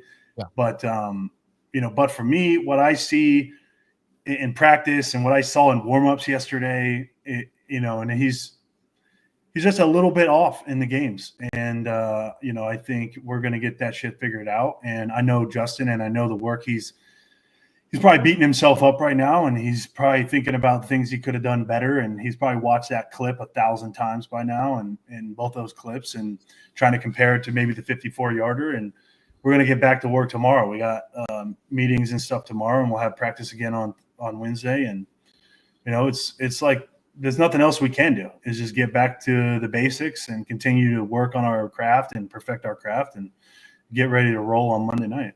Yeah. And no doubts over here either. And I know that Kevin's got one more question revolving around this topic, and then I want to get us on over to the Bears-Packers game because that was an unbelievable ending to the game, and there's nobody that would rather break this down than Nick. So, Kevin, real quick, go ahead. Yeah, Nick, I know Pat and the guys mentioned it on the show, obviously, about the playing surface and everything, and Justin didn't use that as an excuse. People are taking his quote out of context, so I want to say the actual quote. He said, I wouldn't say the surface was an issue, but it wasn't ideal. He's not making an excuse and saying that. That's not what he's doing in that sentence. Yeah. But we had a conversation a couple weeks ago about like different playing surfaces and the cut of the blade of grass and the paint that goes on and everything. So that playing surface in particular, how did you think it was? And is it different than other places that also have that same type of surface? So yesterday's field was not good. Let's just look at what happened. They had a college football game on Saturday afternoon. Right. 24 hours before our game, there's a college football game, Pitt versus Clemson. Mm-hmm. There's 250 plus college athletes that are out there. You got I remember at Georgia, we traveled 75 guys or something on the road. And then at home, you can have another 85 or something. Plus you can have, if you're the home team, you can have all your walk-ons and stuff on the sideline and no telling the personnel and all that stuff. And so the field was beat up for sure. And they had to paint the field after the game, before our game. So like literally that paint it was like it's sticking in my hand. Like I remember Jordan, his fist, he always pats down the spot when we're kicking field goals. So punch the ground, and we're on hashes during warmups, and we're alternating hashes during warmups. And so he's hitting the white paint. And we got on the plane last night after, this is, 2.5 hours after the game. He's already taken a shower. He's washed his hands. He's done all that. And the paint is still showing up on his knuckles. And the balls were all, the balls we were using at warmups, they were basically white balls at the end of pregame, because we do a lot of work, on the logo and stuff like that in the middle, and the paint was kind of coming up, and footing was pretty good. I felt like from my standpoint, the footing was pretty good, other than the grass was coming up, with like when I was getting in my stance and then I would snap and set, you could see like I was cutting the grass, and I'm only taking 3 or 4 steps. And let's be honest, I'm like a cheetah, a cat, so I'm really light on my feet. So I'm not really grabbing the ground that much. And so, it wasn't the best, but at the same time, those guys played on the same grass that we did. And Boswell, what Pat said, Boswell played on the same exact surface, and he went 6 for 6. And we're never going to use that as an excuse for anything, no matter offense, defense, or special teams. That's never an acceptable reasoning for performance, but it wasn't as good as ours. I'll say that. Yeah. And we can move on from this. But yeah, at the end of the day, look, I don't think there's anything that anybody in this room in particular have to worry about as far as Justin Tucker is concerned. We're super confident y'all are going to get together. And look, the field is what it is. That shit happens all the time. So all good. Either way, we're super pumped for next week, Monday Night Football in Los Angeles, the Harbaugh Bowl. We're actually going to try to have Sean Merriman on Thursday, Nick. So nice. It would be cool to have you on too for that. Yeah, I'll have to make sure we can work that out. Super pumped. So that being said, let's move on. So speaking of, you had said that Cam Hayward blew your spot up during one of those field goals. Nobody got blown. No long snapper got blown up yesterday like the Bears long snapper. And I was trying to grab his name, but anyways, he got Scott Daly. Todd Daly. There you go. Scott Daly. Oh, Scott. Scott Daly. Yeah. Scott Daly got absolutely wrecked yesterday. The game-winning field goal for what would have been the game-winning field goal for the Bears. Let's take a look at this. So, end of the game, obviously a tough scene here. So we'll go back to the beginning. You can see that that long snapper, Scott, actually got blown up by three guys there? Yeah, more than he should be trying to block by himself. That is for sure. There is just look, you got 75s down, long snappers down. There are the entire right side of the Bears line is either on their butts or in the process of landing on their butts at this moment. That's not a great picture for Chicago's field goal team. I'll be honest. That's a tough scene right there. Well, so the Bears are actually filing a complaint with the NFL that the Packers committed a penalty on the game. Is there? Can you speak to that? Like, what's going on here? So back it up a little bit. Let me see. Let's try to. Okay, so the rule in back it all the way up where they're lined up. Oh, gotcha. So it's hard to tell from the angle of this play. So there's two rules when it comes to center a long snapper play on field goal. So you cannot be lined up if you're in the A gaps. You cannot be any part of your body cannot be lined up over top of his shoulders and in. Mm-hmm. So you have to be completely out of his shoulder box.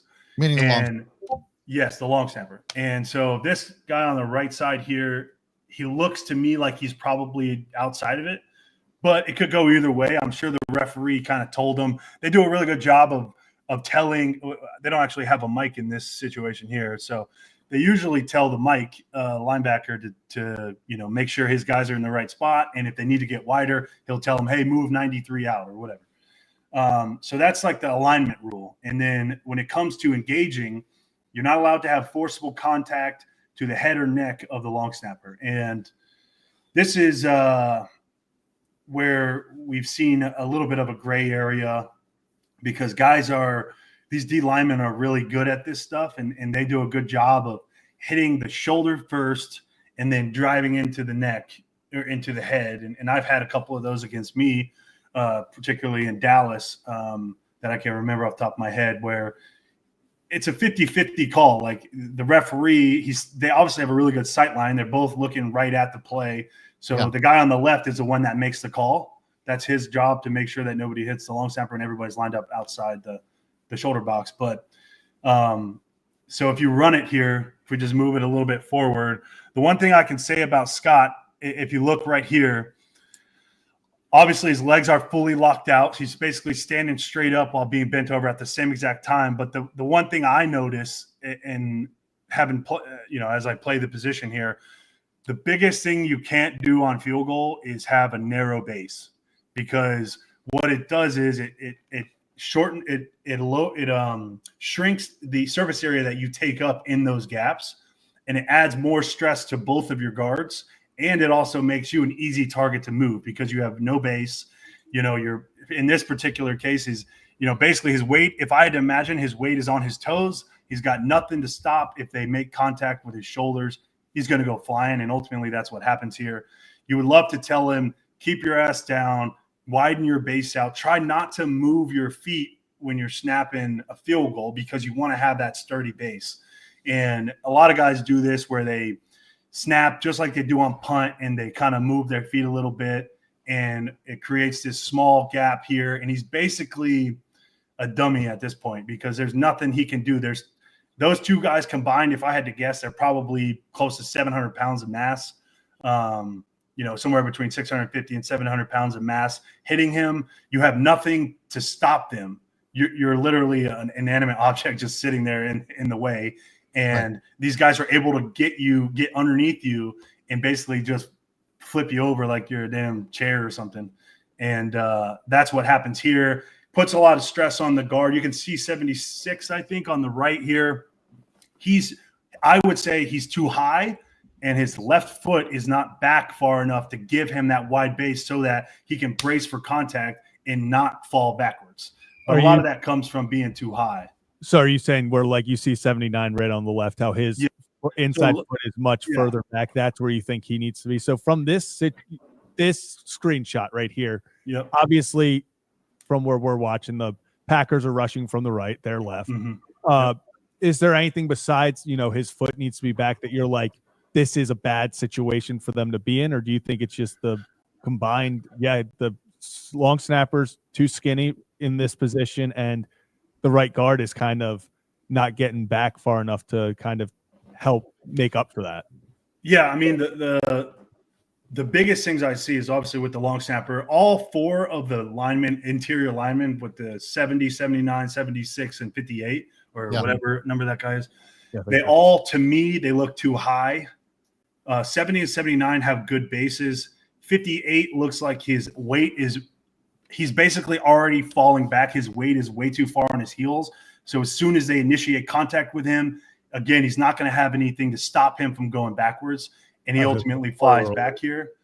But obviously the biggest takeaway is going to be 46 and 75. They don't do a very good job of getting low and having a base that allows them to take and absorb that contact without getting completely annihilated and blown back. Because these Green Bay guys, like usually if you get hit like that, you can kind of go down and you're low enough to where they're coming with you. Like they're having to get low. They're going to lose their footing. They're not going to be able to get up.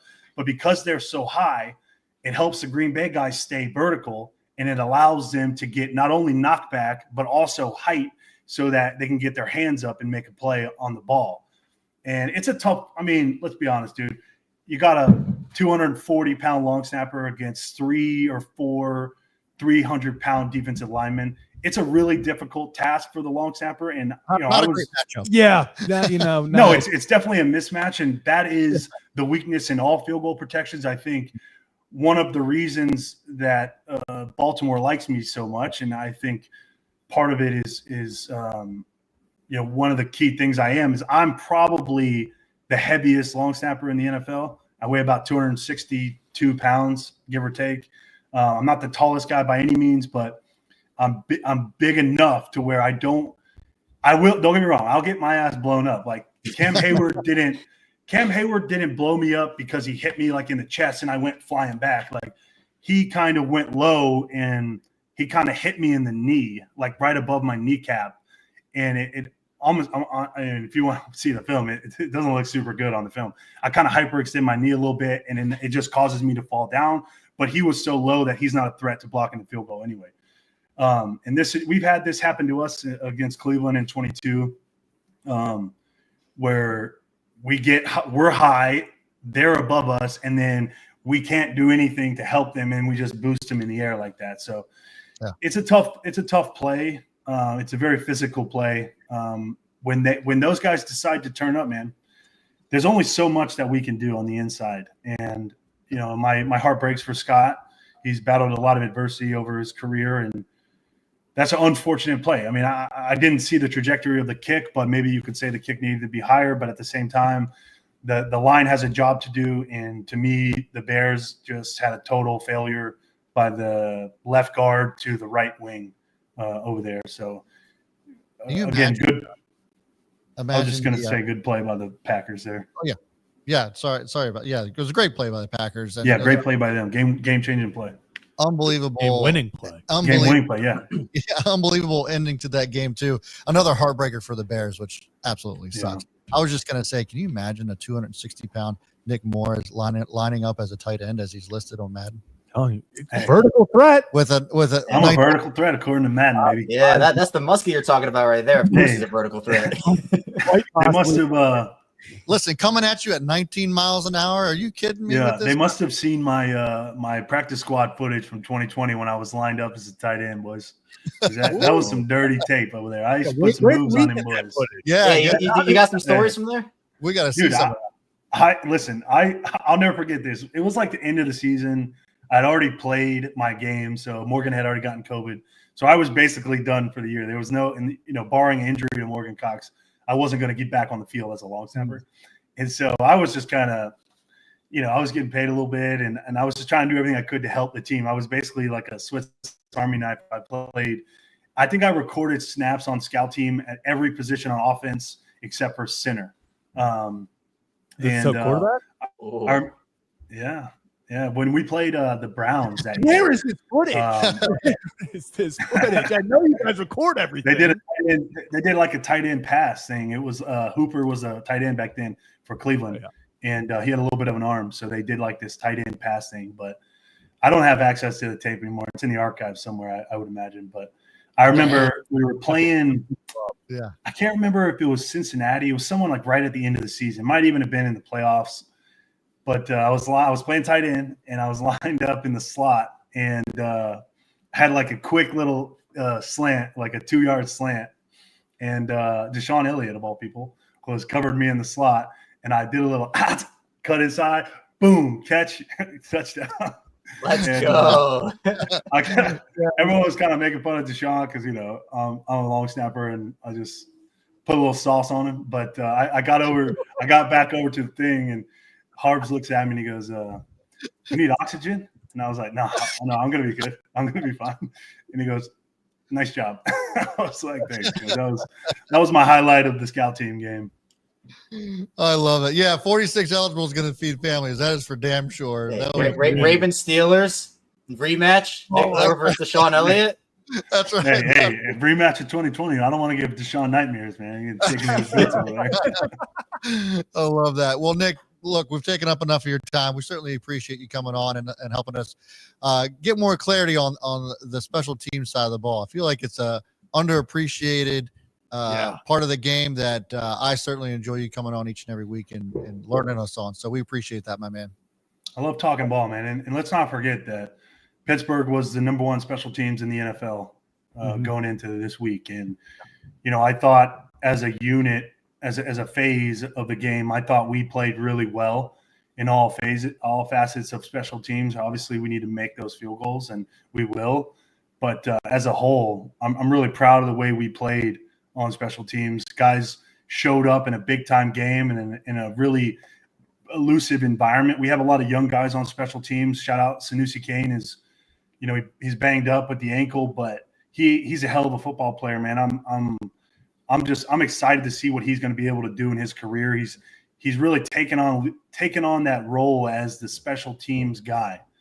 We had Anthony Levine for a long time, and we've lost that in the last couple of years. We haven't had that guy, and to me, I think Sanusi Kane is that guy and can fill that role, and he recognizes that, and he's taking ownership in that. And he's really showing up every week on tape, doing some really good things. I mean, he's only a rookie. I think he's 22, maybe 23. I'm not sure.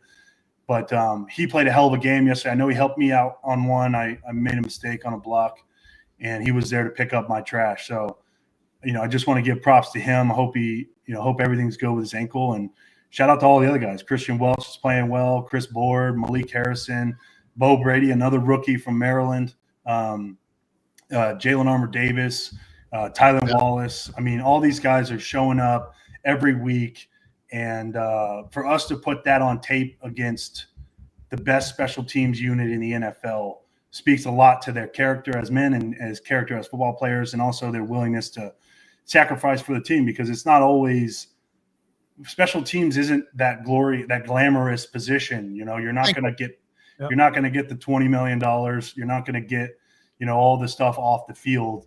Yeah. But what you are going to get is an opportunity to go out there and show what you're made of as a man and as a football player. And I'm just really proud of our guys this week. And, we got another big test this week in the Chargers. They got a good special teams unit, so look for us to show up again and make a difference in the game, because we know we can. We always have in Baltimore. Special teams has always been a differentiator for us, and we have opportunities to prove that the rest of the season. So I'm excited for that, and I can't wait to get back out there. Perfectly said. Thanks, Nick. We're certainly looking forward to next week as well. And I'll keep you posted on Sean Merriman. I think we're going to have him on. Let me know. Okay. I'll keep you posted. Let me know, boys. Thanks for having me on, boys. Y'all be good. Future Super Bowl. See you guys. And Super Bowl. Super Bowl before Pro Bowl. Right. Yeah. Nick All right, Moore. see you. Thanks, guys. Appreciate you. Great job, Nick. Oh, get out of here. Get out of here. All right. Oh, that was awesome. Look, Nick's awesome. Every week it's better. Yeah. Every week it gets better. The breakdown of that block field goal was awesome. Look, the one last week with the Chiefs was great. This was even better. I loved it. I think. Well, it's just stuff that I would never think of. Like, exactly. I'm looking at that and we're like, oh, the Packers just destroyed them up the middle. They just overpowered them. And Nick literally from a single screenshot's like, oh, I see the two people that are going to get blown up. Yeah. Like he's just like, yeah, it's because of this and this that they're able to do this. This is what, and just like he says, special teams. And I saw British Raven talk about, we need a bigger magnifying glass on that phase of football because it doesn't get talked about. And it's such yesterday, for the Bengals, for the Ravens, it changes games. The Bears. It helps you. Yeah, the Bears. This stuff changes games. It wins and loses games. So it is a third of the game of football.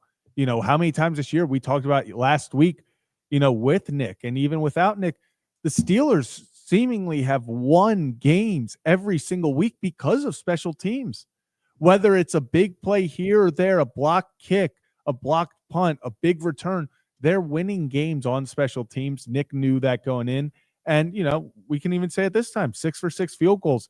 That phase of the game is helping the Steelers get to where they are right now. Yeah, absolutely. I didn't realize that they were the best special team squad in the NFL. So that just goes to show, like, you don't really know what goes into it. Yeah. And it was cool to see him be, shout out all the boys too. That's what I was gonna say. Just how they stood up to the best in the NFL. And, going up against another good squad next week, I think will be interesting to see too. It makes me want to pay attention more about what's going on in the kickoffs and punt returns and all that. It's not just an excuse to get up and go take a piss. Yeah, exactly. or beer or whatever. So I appreciate that from Nick, and I know he loves coming on and talking ball, but man, it's just it's something I always look forward to. So I don't know if we have anything else. Do we have anything else? No, I think I feel like that was such a. Why is it that we're always way more efficient when Rip isn't here? Yeah, efficiency 101. I know. This is incredible. Boom, boom, boom, baby. You know why? Because the cat herder is running the show today. Yeah, it's just topic. We in and out. We've even covered some stuff multiple times just because we've had multiple Josh Allen talks. We've had some just great. But I do, to reiterate what you're saying, I absolutely love when Nick joins to just talk about the intricacies and what stuff like, I was watching football on Saturday and the pick game, it pops up on my TV. I'm watching highlights and I'm like, that's at the Steelers stadium. I'm like, we played football there in less than 24 hours. I was like, it's not like it's turf. I was like, what is this? And then Nick, stuff like, he's like, yeah, the actual weirdest part was the paint. Yeah. I don't think about that. Like, it's just such a different. Yeah. And how about the paint being so, what is that paint made of? That's gotta be. Yeah. I don't want to know. Jordan still has it on his hands after, showers and washing hands and all that. Like, that's crazy. Yeah. And it's crazy that it was still that wet. Yeah. That's like, did they not think after yesterday, like, hey, we should probably get a move on this? Like, I mean, they probably did, but yeah, that's a tough turnaround. Like, that never works. That's what I was about to say. Like, it doesn't matter how good you are. Like, you're going to redo a field in less than 24 hours. That's just crazy to play an NFL football game. Like, that's crazy. Yeah, that was, and it's little things like that make, and I love listening to him talk about the atmosphere and little things like I now have to go back and watch Cam Hayward I know. Now I'm curious. Yeah. Now I'm like, okay, where is Listen, this video? When we cut that clip, we're gonna have that. Oh, yeah, without a doubt. It'll be on social media. Don't you worry about it. We still got unseen footage of Nick, and I'm waiting for a particular special guest to come on the show that we are currently working on. Before we That is affiliated with the Ravens. Oh, He might have a brother over there in LA, but Ooh. I want to actually show him that footage. Just get his yeah. reaction. to that. That would be a great one. Yeah. That would be incredible. That's what I'm waiting for. We're saving that for a special occasion. You guys are going to be for a treat when we show that footage off about with Nick in the preseason. That was just that was a one of a kind moment. That's for sure. Yeah.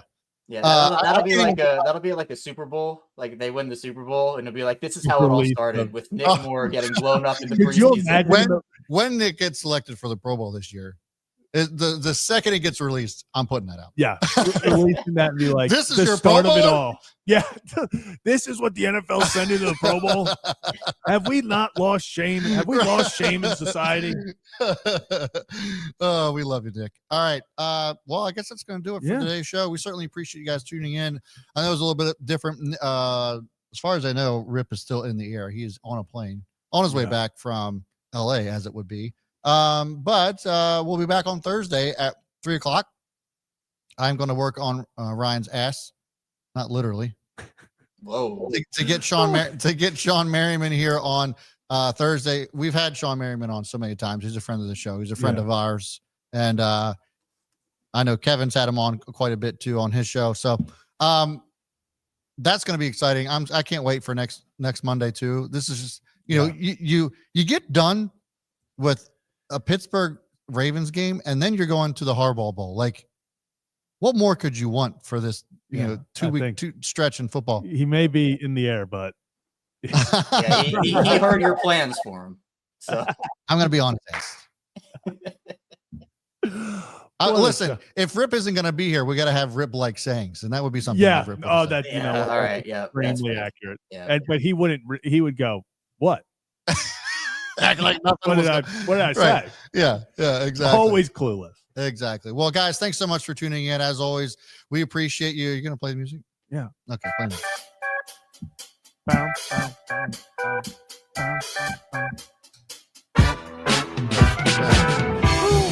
Thanks for tuning into the Ryan Ripken Show. As always, hit that like and subscribe button. We'll be back on the show at 3:00 on Thursday. Who knows who we'll have, but you better tune in just in case you don't want to miss it. Thanks, guys, for tuning in. We'll see you later.